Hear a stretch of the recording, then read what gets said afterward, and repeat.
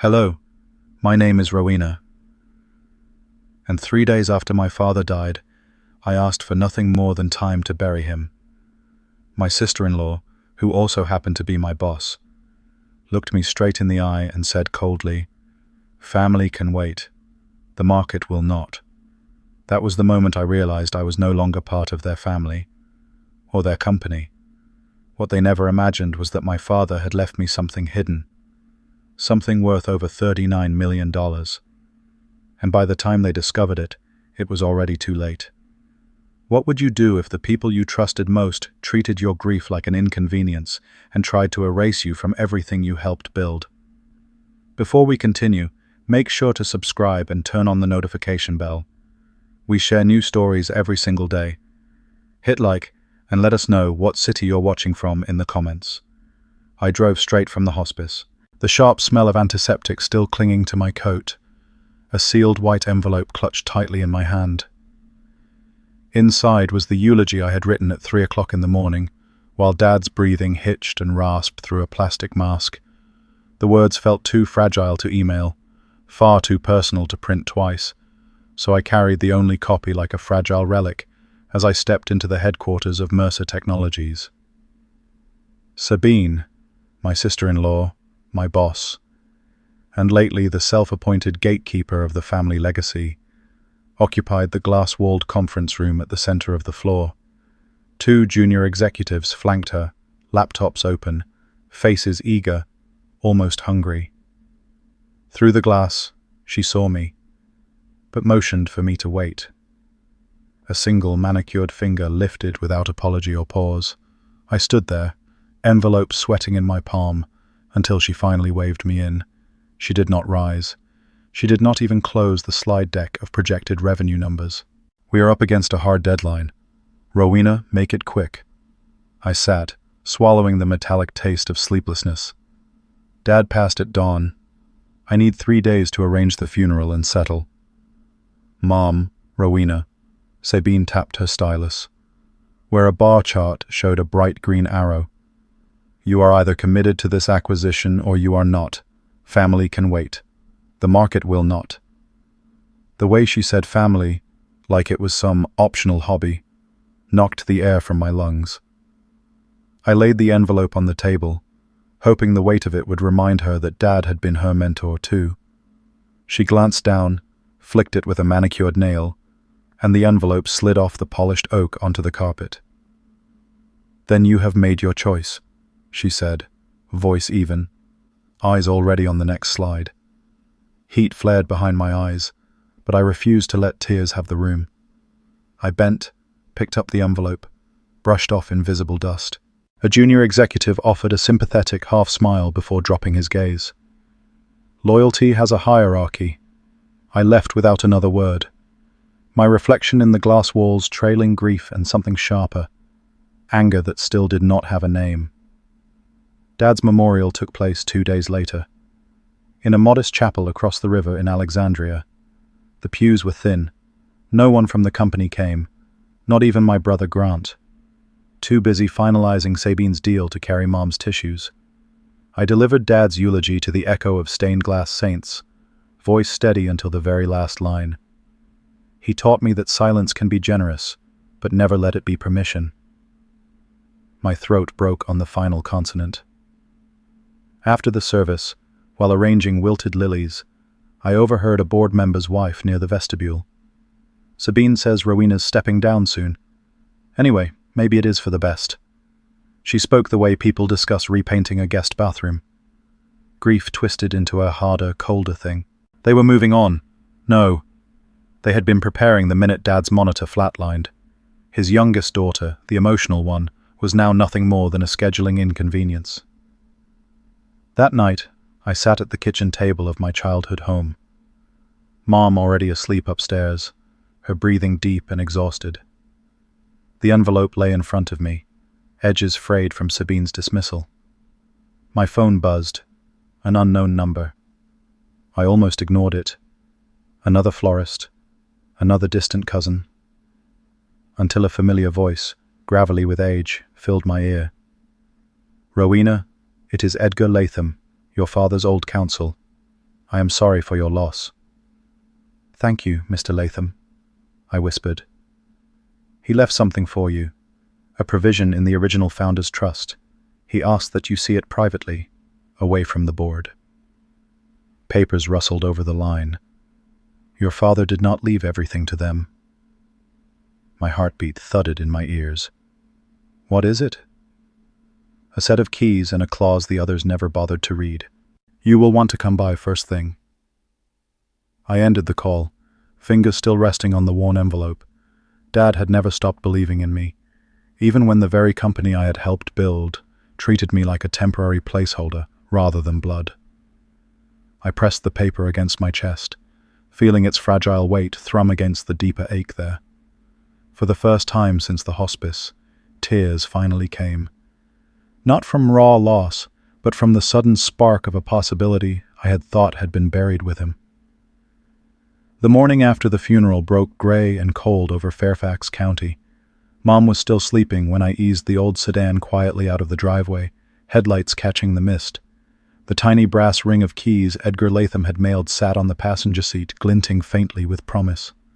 I drove east past strip malls not yet awake, neon signs still dark, replaying his message in my head. "It is not on any company record. He wanted only you to see it." The storage facility lay hidden behind a shuttered carpet warehouse, its corrugated siding streaked with rain. I gave my name at the desk. The clerk, bored and disinterested, handed over a clipboard and waved me down a corridor that smelled of cardboard, dust, and old rain-soaked concrete. Unit 17 clicked open with the second key. Fluorescent lights stuttered alive, revealing metal shelves sagging with age, 2 dusty filing cabinets, and an IBM briefcase bearing a peeling label. Founders Agreement, 1996. I carried the case to a folding table, my fingers trembling less from grief now, and more from relentless curiosity. Inside, manila folders, Dad's tidy penmanship, and a crisp addendum dated 5 years ago, months after his second stroke, when everyone assumed he had stopped caring about bylaws. A clause sat highlighted in yellow. If a majority shareholder denies reasonable bereavement leave, to any founder or direct descendant, voting privileges transfer to the minority founder, pending ethics review. I read it twice, then a third time, the words settling like a steady weight on my ribs. Dad had not trusted the board, or perhaps he had not trusted Sabine's relentless ambition.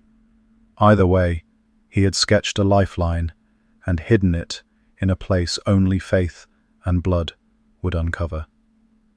The second folder held a revision stamped, "Executed."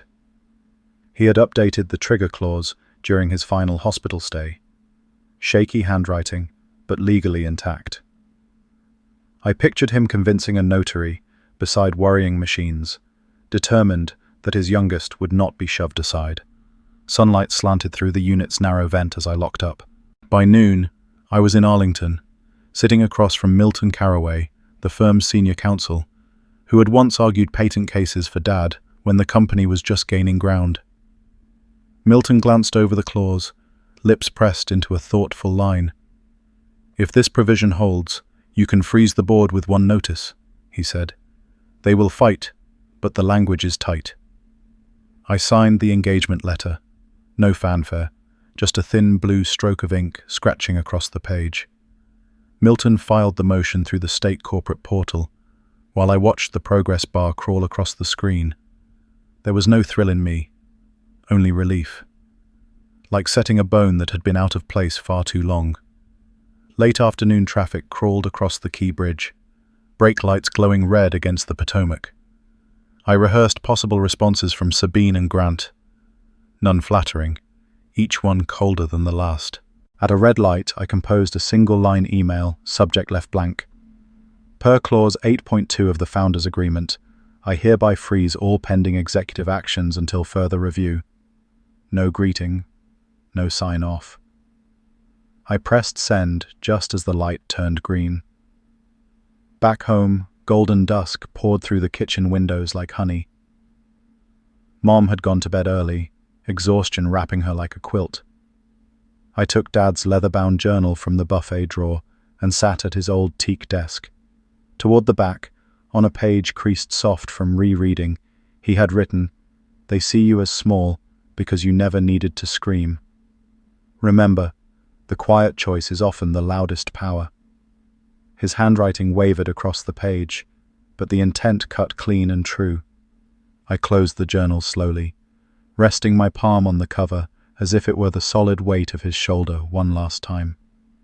The house settled around me, floorboards ticking, refrigerator humming in steady rhythm. Outside, cicadas throbbed unseen, their buzzing like a hidden chorus. I opened my laptop, refreshed my inbox again.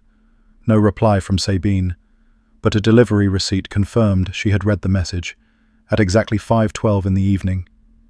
I pictured her staring at the clause number, realizing in an instant that the ground had shifted beneath her stilettos. I did not feel triumphant. I felt anchored, steady. Dad had left me more than stock certificates and family shares. He had given me permission to finally call a thing by its rightful name. Betrayal did not have to be loud. Neither did reclamation. That was the night I stopped waiting for permission and quietly began taking back everything that had always been mine. I did not sleep, but dawn arrived anyway, slipping through the blinds in a dull light the color of old nickel. By the time commuters clogged Route 50, I was already parked in the garage beneath Mercer Tower, hands steady on the steering wheel, heart beating even steadier. Last night, I had promised myself I would stop waiting for approval. This morning, I intended to prove it. The quarterly board meeting always began at 9 sharp. I rode the elevator alone, listening to the soft whir of cables and the softer echo of Dad's words turning over in my mind. Quiet choices, loud power. The doors opened to level 20. People glanced up, then looked away quickly, as if my grief were contagious and best ignored. Inside the glass conference room, Sabine occupied the head seat, as though it were a throne meant only for her. Her tablet lay flat, knuckles pale against the black bezel. Grant sat 2 chairs down, fixating on the printed label of a bottled water like it contained the answers to every question he had avoided saying out loud. The air smelled of citrus cleanser and unspoken alliances. I took the chair nearest the wide windows without waiting to be offered one. Sabine's gaze flicked toward me, sharp and unreadable. No greeting. "Let us begin," she said, voice polished like chrome. Slides flashed across the screen. Quarterly margins, user acquisition numbers, the kind of phrases she loved to pronounce with relish. Aggressive growth. She had barely moved to the next graph when the door opened. Dorian Hale, lead counsel, stepped in. Carrying an envelope stamped with the company seal, he handed it to her without a single word. Sabine slid it open, scanned the single sheet, and stiffness rippled down her shoulders like a wave. The silence that followed felt thick enough to hold its own shape. Dorian cleared his throat. Per legal directive, voting privileges for executive actions are suspended under Clause 8.2. Signed by founding shareholder Rowena Mercer. A whisper traveled around the table, one ripple after another. Someone exhaled the word, "What?" as though it might answer itself if repeated. Sabine attempted a smile that never reached her eyes. "This is symbolic. Nothing more." But her fingers tapped the table, in a frantic code she could not disguise. A younger board member, Silas Dornan, brought in after my last maternity leave, blinked at me in confusion. "Wait," he said, cautious but curious. "She is still a founder?" My pulse stayed level. Apparently, symbolic founders still sign legally binding documents. I slid a folder across the glossy surface. Its tab read, Clause 8.2, revised and notarized. The gold seal caught the recessed lights. Flash memory surfaced. My first return from parental leave years ago. I had scrolled through the digital annual report while nursing a newborn, searching for my name. It was not there. When I asked, Sabine laughed lightly, saying, "Legal must have trimmed the list for readability. Nothing personal." The next quarter, my title shifted quietly to advisor, a word that sounded respectful and professional, until you realized it came with no vote and no authority. They had not fired me. Instead, they had painted me transparent, erased without the courtesy of dismissal. Now the paint was peeling, and everyone in the room could see it. The air itself seemed to grow colder. Sabine gathered her composure, like fabric drawn close around her shoulders. "Rowena, this grandstanding hurts all of us, investors especially." I opened the second folder. Thick, tabbed, stamped audit request, compensation and ethics. "I asked for 3 days to bury my father," I said evenly. "You chose quarterly earnings over common decency. I am choosing not to disappear." Grant finally met my eyes, his voice cracked, almost pleading. "You cannot be serious." "I am as serious as the clause you never read," I answered, my voice soft enough that heads leaned in closer to catch it. "You once told me family titles do not matter here, that I was welcome only if I stayed useful. Today, I am reminding you I am useful, and I am an owner." Silas scribbled notes furiously. 2 directors exchanged loaded glances, each one waiting for the other to move first, survival written in their silence. Dorian remained stationed near the door, neutral as a courthouse step, giving nothing away. Sabine exhaled sharply through her nose. "This will stall the acquisition. Stock could slip." "Then maybe the stock needs to learn respect," I said, rising. Meeting adjourned. I stood first. Chairs scraped as others hesitated, uncertain whom to follow. Grant half stood, half sat, torn between blood and marriage, loyalty and survival. I walked out, pulse steady, stride unbroken. In the hallway, my reflection in the glass looked unfamiliar. Angry, yes, but steadier than I had ever seen myself. Behind the closed door, voices erupted. Questions about rights and bylaws, murmurs about investor optics. I did not stop walking. My phone buzzed with a text from Human Resources. "We have received your audit packet. Please confirm delivery." I slipped the device back into my purse. Confirmation unnecessary. Waiting at the elevator, I glimpsed Sabine through the frosted glass. Her confident veneer fractured, jaw tight around words she had not practiced. That was the first crack in her armor, and I was not about to stop there. I left the 20th floor, before curiosity could drag me into side hall gossip. Elevators were slow after 9, so I took the service stairs instead, counting each step as if it were a metronome, each number marking the end of Sabine's certainty. 2 flights down, a maintenance door stood ajar. Phoebe Quinn waited inside, phone tucked against her ear, sneakers tapping a restless rhythm on the concrete. She ended the call the moment she spotted me. "Conference room C is free for 20 minutes, she said, her voice barely above a whisper. I masked the calendar so it shows HVAC inspection. We slipped through a narrow back corridor that smelled of printer toner and stale coffee grounds. Once inside the small windowless room, Phoebe opened her laptop. Rows of numbers glowed on the screen. Columns headed shell allocations 2016 to 2022. "You pulled all that without tripping their security?" I asked, stunned. Phoebe shrugged. "Your father's admin token never expired. They hid the account under an equipment lease file. Rookie mistake." I sat still, measuring my breath while she scrolled line after line. "Show me the worst of it." She highlighted 3 entries. First, an advisory travel fund, reimbursing first-class tickets to Florence, St. Bart's, and Jackson Hole, totaling $2,600,000. Second, $7,800,000 in bonuses, funneled to a consulting firm owned by Sabine's cousin, a man who once asked me if servers ran on regular gas. Third, company AMX charges for handbags, labeled Team Development. My jaw tightened, but the anger stayed cool, deliberate. "Download everything to a secure drive," I said.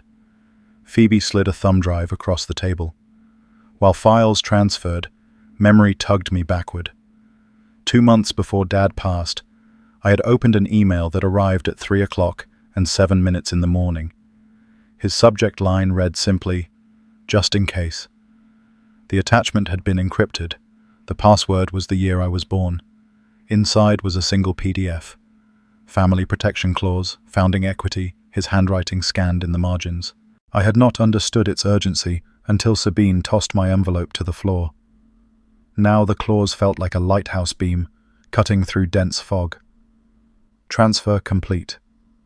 Phoebe clicked a folder marked Personnel Flags. Near the bottom, she paused. You may want to see this. An entry glared from the list. Bereavement leave denied. Flag, insubordination. My request had been reduced to a disciplinary note. I read the line once, twice, a third time, each pass draining the warmth from my hands. They wrote me up, I muttered, for wanting to bury my father. Phoebe handed me a red pen. I circled the sentence, slow, deliberate strokes that bled straight through the paper. No tears came. Something about seeing humiliation catalogued so neatly dried my grief into a fine, sharp point. Phoebe said quietly, "We have enough for a forensic referral." "Not yet," I replied. "First, we let the system devour its own secrets." If you had been denied the simple right to grieve, marked as insubordinate for mourning your own parent, what would you have done? Share your thoughts below. Comment number 1 if you would not stay silent. I compressed the most incriminating spreadsheets into a single PDF, stripped the metadata, and renamed it Ethics Report Alpha. Then, I opened the company's anonymous hotline portal, ironically implemented after a seminar I once championed, and attached the file. My cursor hovered over the submit button. "Ready to pull the pin?" Phoebe asked. "I am not pulling anything," I said. "I am just letting gravity do its work." I clicked send. The confirmation banner popped up. Submission received. We exited separately. I took the main hallway, while Phoebe returned through the service route. At my desk, I composed a neutral memo to Human Resources. Per audit protocol, please confirm receipt of confidential materials submitted 09:42 a.m. Formal enough to be boring, precise enough to rattle. Before shutting down, I opened Dad's journal to the page where he had taped a grocery receipt. Beneath it, he had written, "The smallest slip can sink the largest ship." I pressed my fingertips to the ink, drawing steadiness from each letter. My phone buzzed. An auto reply from the ethics portal. "Thank you for helping us foster integrity." I almost laughed at the irony. Integrity might finally visit Mercer Technologies, but it was arriving in handcuffs. Wind rattled the office windows as I walked toward the elevator bank. Somewhere above, Sabine was likely raising her voice, demanding explanations. Those walls were thick, yet not thick enough to muffle the coming fallout. I did not need to shout. The documents would speak louder than any accusation. Inside the elevator, descending alone, I watched floor numbers blink by. 19, 18, 17. Each one a quiet drumbeat. When the doors opened to the lobby, I stepped into late morning sunlight, feeling lighter than I had in weeks, almost as though a weight I had carried alone had finally shifted. The real storm did not come from me, it came from the inside, and it arrived with the morning news ticker while I sat at my kitchen counter, mug warming my palms like an anchor. Prominent tech firm under internal ethics review scrolled beneath a panel of sleepy anchors. Seeing the company name, my family's name, paired with the word ethics, felt like justice at last pronouncing itself in daylight. I muted the television and opened my laptop. Overnight, the anonymous file I had fed into the hotline had ignited a chain reaction I could track in timestamps. 2 o'clock and 7 minutes a.m., automated routing to compliance. 2:14, forwarded to outside counsel. 3:52, flag set to level red. By now, the executive floor would be buzzing like a hornet nest that had been prodded with a sharp stick. Across town, that hornet nest was indeed in chaos. A friend in Human Resources texted me a single line, "People are whispering your name like it is classified." 5 minutes later, another message followed. "Sabine just demanded to know who leaked the audits. She is fuming." I changed from sweats into a blazer and dark jeans, then drove to headquarters. The lobby's usual hush was fractured, pockets of employees murmuring near the cafe line. One young developer held his phone up to a coworker, headline blazing in bold letters. Our eyes met. He straightened, unsure whether to acknowledge me. I gave a polite nod and kept walking forward. The elevator doors opened to level 20 and released a wall of anxious chatter. In the corridor outside the boardroom, voices spilled through cracked glass. Unauthorized equity flows. Reporter wants comment in an hour. Who approved those travel reimbursements? They are outrageous. Then Sabine's voice, sharp enough to slice through the air. Find out who planted this fiction before noon. Fiction. Such a convenient word, when facts turned feral. I bypassed the commotion and took a side hall to compliance, where a red light above the security door blinked like a cautious heartbeat. Inside, 3 staffers clustered tightly around a workstation. One of them, Nadine Holt, junior officer with reading glasses perched halfway down her nose, looked relieved the moment she saw me. "Ms. Mercer," she whispered, "the board requested an emergency meeting at 10. They have already frozen the advisory travel fund." I nodded. "Good. Keep tracing recipient accounts. The Shell consultant listed as R. Hartley Business Development is Sabine's cousin." Her eyebrows lifted. That explains the Cayman routing. At 9:40, a silent alert pinged my shareholder dashboard, a discreet vibration on my phone. Highlighted audit status. Escalated exactly as planned. Through the glass wall, I watched Sabine pace, tablet clutched in hand. Grant trailed her, attempting calm, but she waved him off sharply. When the outside attorney, Mr. Carlson, arrived with a stack of thick binders, Sabine's face drained of color. Cameras flashed from someone's phone in the hallway. The story was already growing legs. 10 o'clock. The board assembled in a smaller conference room. For compliance review, I slipped into a seat halfway down the table, neither at the head nor at the foot. Visible, unignorable. Carlson summarized the leak, then clicked to a slide that read, "Bereavement leave denial, insubordination flag." The words projected across Sabine's blazer like a spreading stain. Nadine read from a printout, voice steady as stone. Employee requested 3 days to bury her father. Request denied. Reason: insubordination. No one spoke. Even the HVAC seemed to hush. Finally, an older director cleared his throat. "Is this how we treat our founding family?" Another whispered. "We could lose investors over this." Sabine tried to pivot, her tone sharpened but brittle. "This was human resources procedure. Timing was unfortunate, that is all." Carlson lifted a brow, unimpressed. $7,800,000 in phantom bonuses is also unfortunate. He flipped a page, the numbers cascading across the table with a weight that spoke louder than any raised voice could. I offered no gloating smile, only silence, stretched taut until it became the dominant sound in the room. Sabine's desperation betrayed itself in small cracks, the tapping of her foot, her quickened breath, the way she clutched her stylus as if the thin pen might save her from drowning. The meeting adjourned with directives to freeze every questionable account, including her cousin's fabricated shell company. I headed toward the elevator, amid hushed stares that followed like shadows. Just as the doors slid closed, my phone rang. Edgar Latham. "Check your inbox, Rowena," he said without greeting.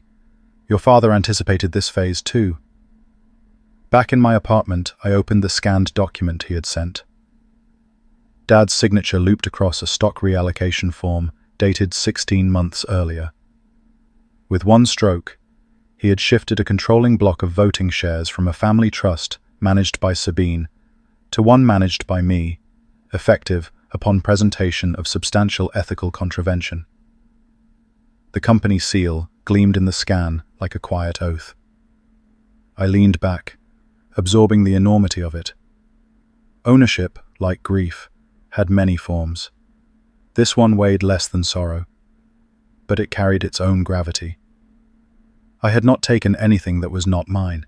I had simply taken it back, and the proof sat glowing on my laptop, while rain tapped insistently against my apartment windows. Dad's amendment, dated 3 months before hospice, was elegant in its simplicity. Should any direct heir be sidelined through betrayal or exclusion, full voting control transfers to Rowena Mercer.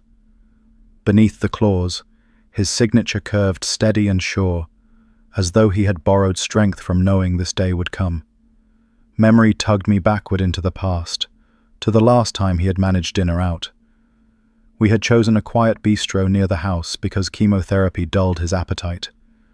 He pushed a half-eaten chicken piccata aside and reached across the table for my hand.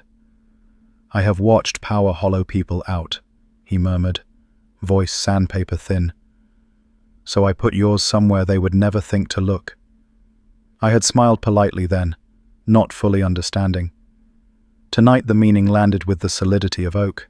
I dialed Lowell Bain, the trust administrator, before nerves could intrude. Even at 8 o'clock in the evening, he answered on the second ring. "Ms. Mercer, I was wondering when you would reach out." "I am invoking Clause 7C, I said firmly. "Evidence of familial hostility has been met," he replied without hesitation. "We have been holding documents in readiness. Your father was precise. The transfer can be notarized tomorrow morning." By the time dawn slid between the blinds, empowerment had displaced exhaustion. I dressed in charcoal slacks and a navy blouse. Colors decisive, not mourning. At the courthouse annex, Lowell produced a slim folder. 2 signatures and a seal. Later, controlling interest moved quietly into my name. No confetti, no trumpets, only the sharp clack of a stamp, and a polite, "Congratulations, ma'am." Meanwhile, Mercer Tower simmered. On my drive over, notifications stacked relentlessly across the dashboard. A board-wide calendar invite labeled Emergency Governance Session, internal chat threads full of speculation about leadership, and one blunt message from a mid-level manager. "Is Sabine still in charge?" The veneer was cracking faster than I had predicted. I arrived 10 minutes before the session. The receptionist's smile trembled slightly when she handed me a visitor badge. My employee credentials had been deactivated weeks earlier, like I had already been erased. I clipped the badge to my jacket pocket and headed to the top floor, where directors already milled with restless, nervous energy. Through the glass wall, I watched Sabine confer with Grant and 2 allies, her expression tight, shoulders wound like wire. When she noticed me, irritation flicked across her features, quick but unmistakable. She straightened and addressed the room. "Thank you for gathering. We will address rumors and restore stability." Before she could continue, Director Halverson cleared his throat. "First, Sabine, why was the bereavement denial not disclosed in risk reports?" She bristled. "It was a human resources formality. Timing was unfortunate, but immaterial." A murmur spread quickly across the table. Immaterial did not sit well with investors who feared headlines more than deficits. I stepped forward, sliding the newly notarized document onto the polished table. "Pardon the interruption. This affects agenda order." Sabine glanced down, color draining as she read the title. "Transfer of majority voting shares, effective immediately." She scanned the signature, recognized Dad's handwriting, then mine beneath it. "You forged this," she hissed, voice trembling beneath her control. Lowell, seated quietly near the door, rose. I witnessed both signatures. The amendment is valid. Grant's chair creaked as he leaned instinctively away from Sabine, as though distance might shield him from the fallout. I remained calm. "I asked for 3 days to bury our father. You labeled that insubordination. That act met the clause's condition." A younger director muttered, "Never saw anything like this in a governance class." Halverson folded his arms, voice carrying weight. "Given the new structure, we need to recognize Ms. Mercer as controlling stakeholder." Sabine opened her mouth, then closed it, searching frantically for an angle that did not exist. "We have an acquisition pending. This upheaval jeopardizes everyone." Upheaval began When respect exited the room, I replied evenly. I intend to steady the company, not sink it. Silence stretched, uncomfortable but definitive. The gavel of recognition did not strike wood. It settled instead in unspoken consensus. Halverson scheduled a formal vote of acknowledgement for the following week. Procedural, but perfunctory now. The meeting adjourned, and people filed past, offering cautious nods, quiet acknowledgements of the shift already underway. Grant paused beside me. "Rowena?" "Not now," I said gently. "There will be time to talk when the house stops burning." Sabine lingered at the head of the table, hands gripping her tablet like a lifeline. She tried to stand taller, to reclaim the room by posture alone. Tomorrow we would sit in these seats again, but positions would reverse. She tried to stand. I told her to sit. This time I was the one running the meeting. She eased back into her chair, lips pressed thin, as I stepped deliberately to the head of the table. Outside, slate-colored clouds pressed against the windows, threatening a summer storm that felt perfectly timed. I tapped my pen twice for attention, the same signal Dad once used when a room needed order. "Let us begin," I said firmly. 20 faces turned my way, some curious, some relieved, and a few outright nervous. First item, confirmation of ownership. I slid copies of the notarized transfer across the polished surface. Pages whispered like restless ghosts as directors scanned signatures and official seals. A collective breath left the room. No one dared dispute what was now beyond dispute. Sabine spoke first. "This does not change operational authority. Experience matters." She tried for composure, but her voice carried a tremor. Only the glass walls pretended not to hear. "I agree. Experience matters," I answered. "That is why we are reviewing how it has been used." I pressed a key on the remote, projecting 3 exhibits onto the wall. My denied leave request, screen grabs of chat messages ridiculing the grieving little sister, and the trust amendment Dad signed before he died. Gasps punctuated the silence like stones dropped in water. "I did not walk away," I continued, my voice even. "I was pushed, then painted invisible. You simply never imagined I would learn to fly."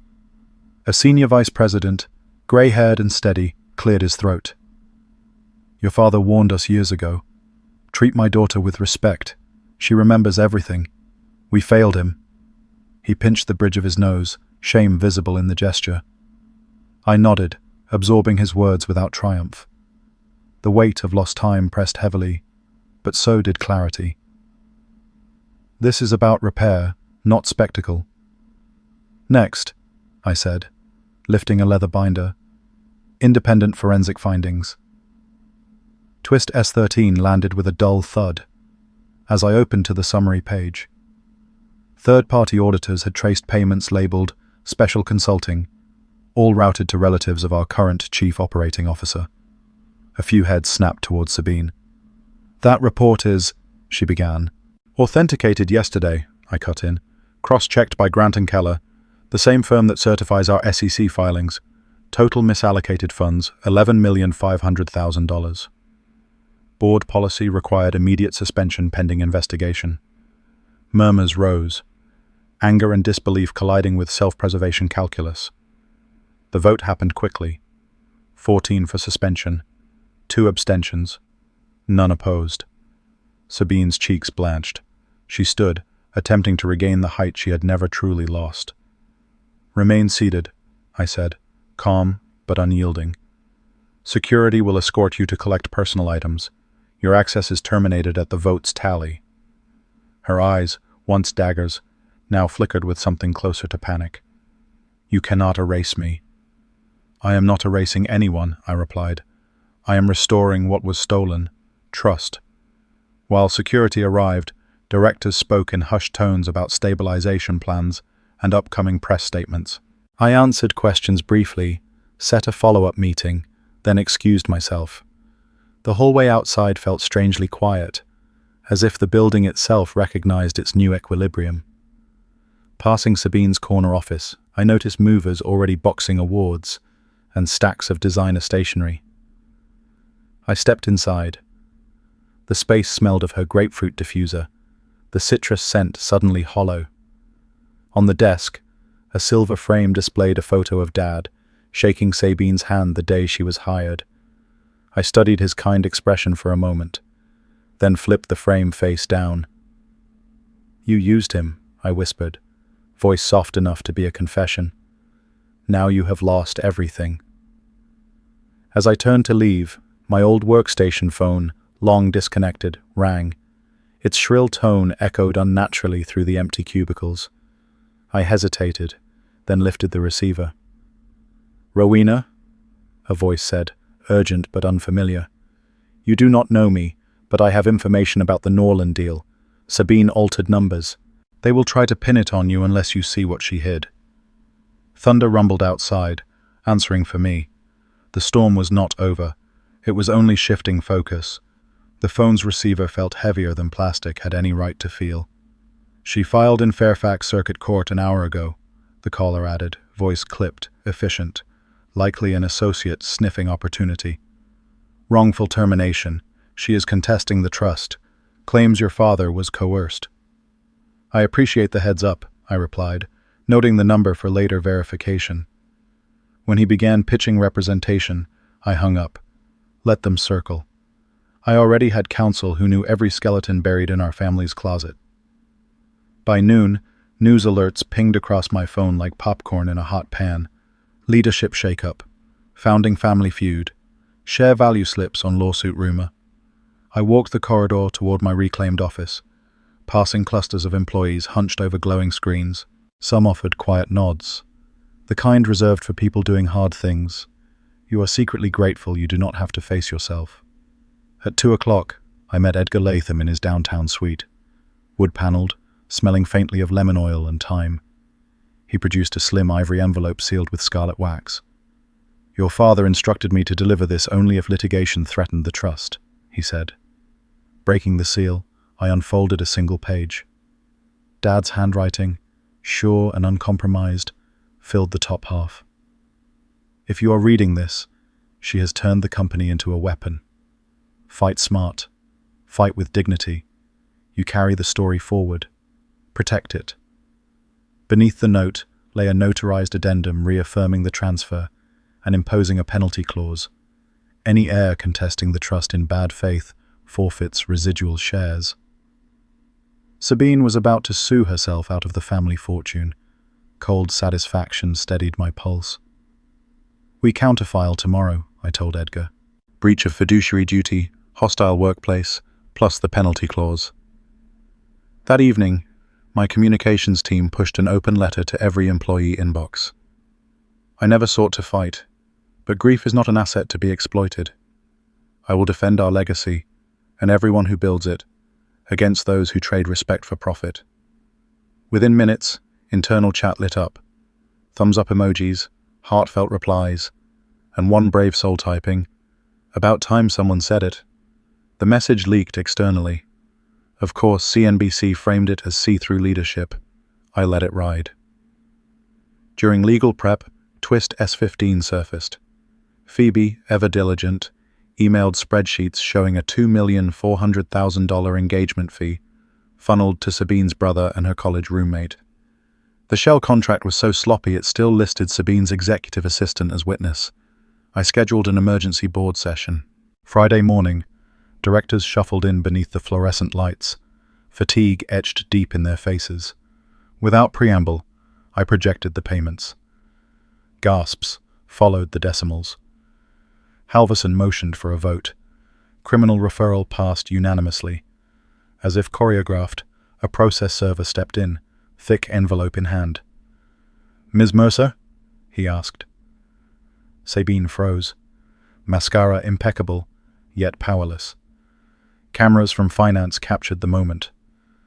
By lunch, the clip trended under Luxgan cousin consultant.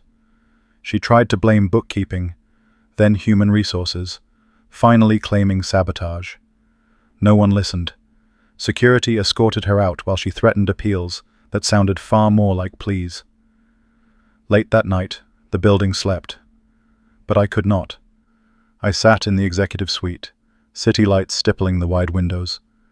My father's fountain pen lay beside the framed audit summary, as if he had just stepped out for coffee. The silence felt less like absence and more like steady company. A knock interrupted the hush. I opened the door to find Mom. Raincoat draped over her arm, hair silvered and damp from the storm. She carried a cedar box I had never seen before. Her eyes, patient yet urgent, met mine with an intensity that unsettled me. "I think we need to talk about your father," she said softly, "and about something he never told you." I had not expected her, especially not arriving unannounced, with that box cradled carefully in her hands. Mom set the cedar box on the conference table, rainwater beading along its edges, soaking faintly into the polished wood. The building's lights had dimmed for the night, leaving only the warm glow from my desk lamp, and our reflections doubled in the darkened window. She eased open the lid slowly, almost reverently. Inside lay cassette tapes labeled in Dad's handwriting, Polaroids from the company's very first warehouse, and a stack of spiral-bound notebooks I had not seen since high school. "He recorded everything," she whispered, voice breaking with memory. "Board discussions, investor calls, mostly for posterity. But these," she tapped the notebooks with trembling fingers, "are his private thoughts, especially when the board pushed him to sideline you." Sabine pressed hardest. My throat tightened as I flipped through a journal. Midway down a page he had scribbled, "Almost let them convince me the company needed one less Mercer." Heard Rowena calming a distraught intern at 1 o'clock in the morning. "She is the soul of this place." Decision reversed. Mom's hand trembled as she pulled out a tape labeled May 3rd. "That night," she said, "he asked me if you were happy. When I told him you had stayed late to help a junior engineer debug code, he knew exactly where loyalty lived." I exhaled, a knot loosening in my chest I had not realized was there. "He carried all this alone," I whispered. "But not anymore." She produced a sealed envelope stamped by the estate court. The final hearing was set for Friday, just 2 days away. "Your father added one more clause," she said, pressing it into my hands. At the courthouse, the judge, a patient woman with wire-rimmed glasses, read aloud, "Dr. Malcolm Mercer's last amendment. If my daughter ever chooses to leave the company, she will retain a single asset, the 5-acre lot where my first warehouse once stood, now appraised at $12 million and rising." The clause dared me to define value on my own terms. I drove straight to the overgrown parcel, morning sun glinting off rusted sheet metal remnants, while whip-poor wills called from the tree line. I walked the boundary, boots crunching gravel, and felt an unexpected calm ripple through me. By afternoon, I had a landscape architect on speakerphone.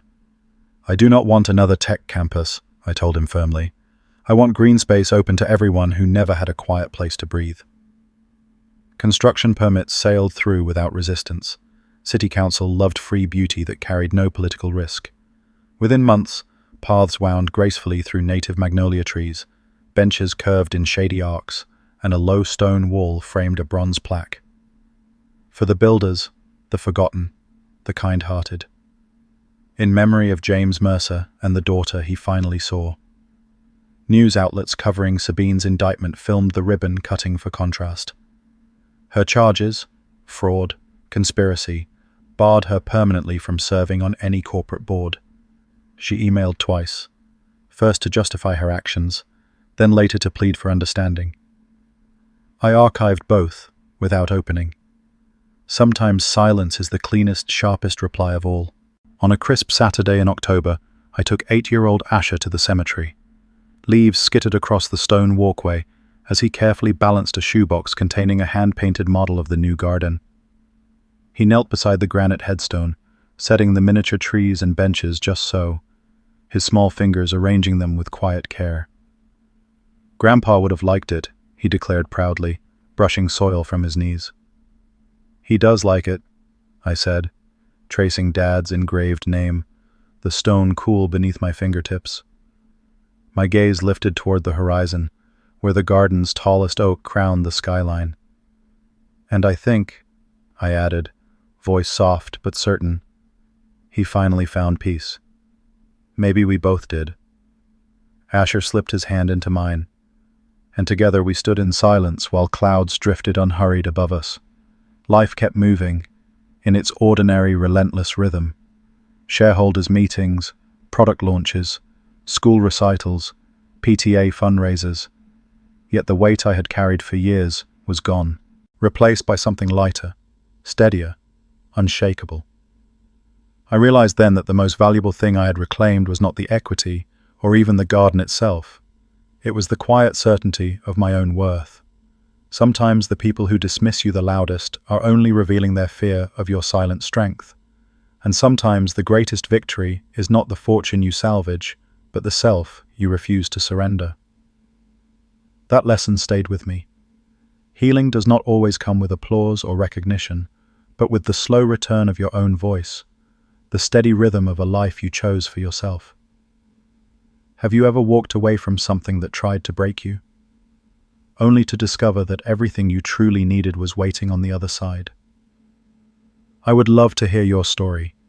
Please share your thoughts and experiences below. Your voices matter, and I want to listen. If this story resonated with you, do not forget to like, share, and subscribe to the channel. Turn on the notification bell if you would like to hear more stories like this one. And when you leave your comment, drop the words "Claim my freedom" as a reminder that no one can take away the worth you define for yourself. Thank you for being here, for walking through this journey with me. I will see you in the next video. Until then, take care of your strength, honor your peace, and never stop choosing yourself.